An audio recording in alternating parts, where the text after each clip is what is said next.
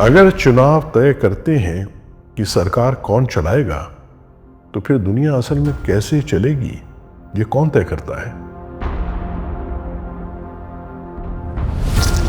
एक सच्चाई जो अधिकतर लोग नहीं जानते, पिछले 50 वर्षों में दर्जनों सरकारें गिरी।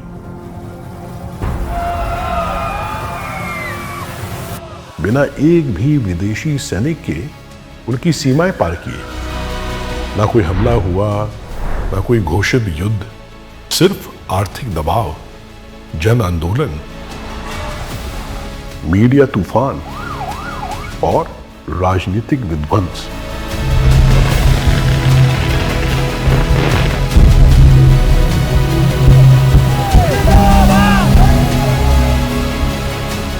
पिछले एक दशक में यही पैटर्न एशिया में बार बार दोहराया गया। हांगकांग में बिना किसी नेता के नेंजी प्रदर्शनों ने पूरे हांगकांग को ठप कर दिया। श्रीलंका में आर्थिक पतन सत्ता परिवर्तन में बदल गया। Sri Lanka protests. President Gotabaya Rajapaksa is set to resign tomorrow. The chance of gotta go home or gotta go back. Bangladesh में छात्र नेतृत्व वाले आंदोलन राष्ट्रीय राजनीति को नया आकार दे दिए। राष्ट्र जो बांग्लादेश है वो पूरी तरह से संख्यालघुओं को सम्मान और सुरक्षा देने में व्यर्थ हो चुका है। नेपाल में सोशल मीडिया नैरेटिव्स ने संस्थागत अस्थिरता को बहुत तेज कर दिया। I am just fed up just like the others. So we are against this movement and to bring a new Nepal for our good and youth people. देश अलग थे, लेकिन लोगों की उम्र वही थी, प्रदर्शन की भाषा वही और डिजिटल प्लेबुक वही। ये कोई संयोग नहीं है, ये इन लॉबीज का आधुनिक ऑपरेटिंग स्टाइल है। वही लॉबीज जो अब भारत को नियंत्रित करने की कोशिश कर रही है। The deep state.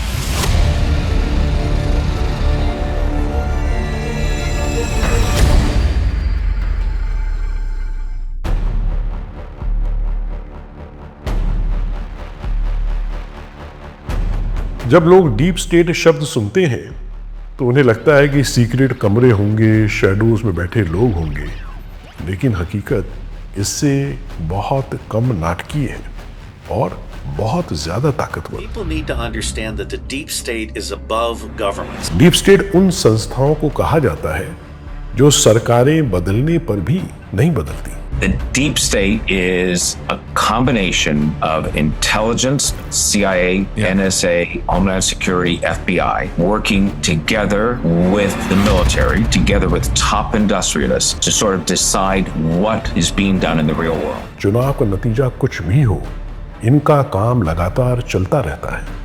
इस नेटवर्क में शामिल हैं खुफिया एजेंसियां, डिफेंस कॉन्ट्रैक्टर्स, वैश्विक वित्तीय संस्थान, पॉलिसी थिंक टैंक्स, अंतर्राष्ट्रीय एनजीओज और बड़े मीडिया व टेक प्लेटफॉर्म्स।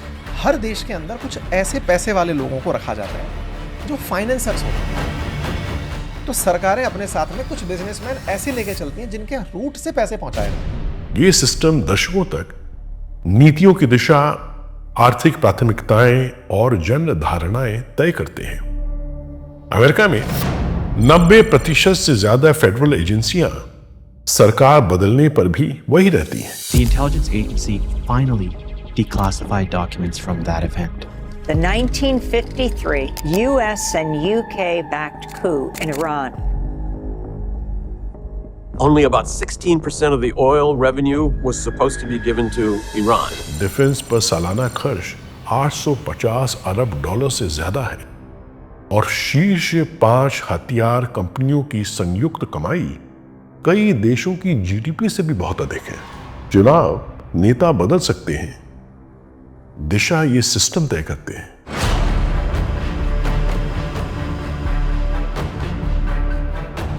आज भारत इस वैश्विक शक्ति संतुलन के केंद्र में है 3 कारणों से। 400 मिलियन से ज्यादा जेनजी आबादी,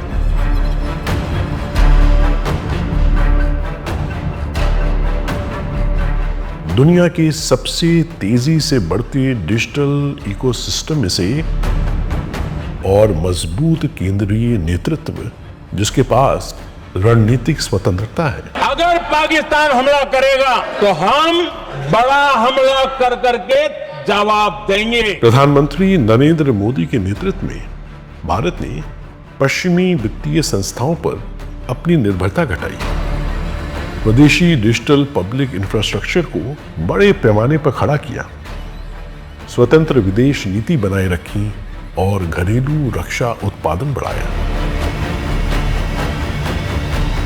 ऐसी वैश्विक लॉबीज के लिए जो अनुमान और अलाइनमेंट पे टिकी होती है, ये स्वतंत्रता एक समस्या है, क्योंकि जो ऐसे देश होते हैं उन्हें प्रभावित करना मुश्किल होता है, दबाव बनाना मुश्किल होता है और नियंत्रित करना तो और भी मुश्किल।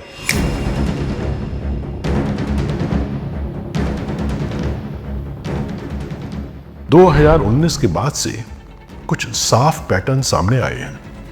भारतीय चुनावों के आसपास नकारात्मक अंतर्राष्ट्रीय मीडिया कवरेज अचानक बढ़ जाते हैं। वैश्विक डेमोक्रेसी और फ्रीडम इंडेक्स चुनिंदा तरीके से ऊपर नीचे होते हैं। कोऑर्डिनेटेड सोशल मीडिया कैंपेन एक साथ ट्रेंड करने लगते हैं। छात्र क्रांति की अपीलें तेजी से विपक्षी भाषा से मेल खाने लगती हैं।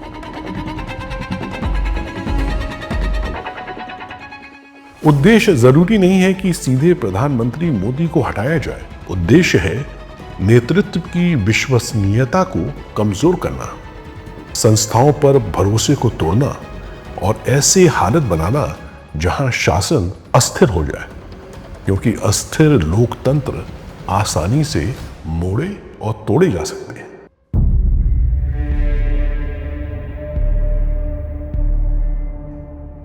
भारत में जेनजी को कट्टा नहीं बनाया जा रहा, उसे एल्गोरिथम के जरिए सक्रिय किया जा रहा है। आक्रोश आधारित कंटेंट 30 साल से कम उम्र के यूजर्स में 6 से 8 गुना तेज फैलते हैं। हम सबसे पहले ये सोचते हैं कि मेरा इंटरेस्ट कहाँ पर फुलफिल हो रहा है। आज अगर मेरा इंटरेस्ट किसी भी सोशल मीडिया के माध्यम पे पूरा हो रहा है तो देश जाए खड्डे में, मुझे देश से कोई लेना देना नहीं। हम एक नेशनलिज्म की फीलिंग को कभी इवॉल्व नहीं कर पाते। पॉलिटिकल इन्फ्लुएंसर्स एंगेजमेंट में पारंपरिक पत्रकारों से लगभग 3 गुना आगे हैं और प्लेटफॉर्म एल्गोरिथम में यह क्रोध हमेशा संतुलन के आगे रहता है। नतीजा ये होता है कि युवा आबादी राजनीतिक दबाव की दिखने वाली फ्रंटलाइन बन जाती है, जबकि पर्दे के पीछे लंबे समय के फैसले कहीं और किए जाते हैं।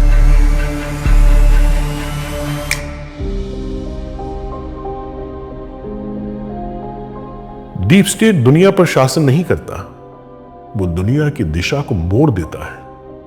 अस्थिरता के माध्यम से, नैरेटिव नियंत्रण के माध्यम से और दबाव की राजनीति के माध्यम से।